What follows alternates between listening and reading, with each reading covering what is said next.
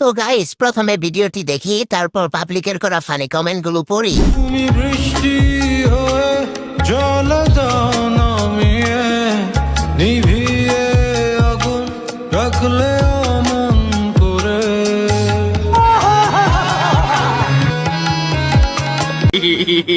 तो चलिए शुरू करते हैं। শাকিব খানের সাথে মুভি করার দামদা।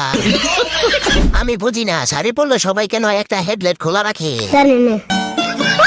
ইগো আন্টি, আপনার এইটুকু শাড়ি শর্ট পরলো একটা দেখে রাখতে পারলেন না? এত বড় বড় পম্পম থাকতে কৃষকরা হুদায় গরু চাষ করে। অবশেষে জাতির ক্রাশ ও ম্যাগি মশলার স্বাদ নিয়ে নিল। নায়িকা হলে এরকম বড় মনের অধিকারী হতে হয়। গর্বে বুক ফুলে গেছে। সব দেখে সানি লিওনের আত্মীয়।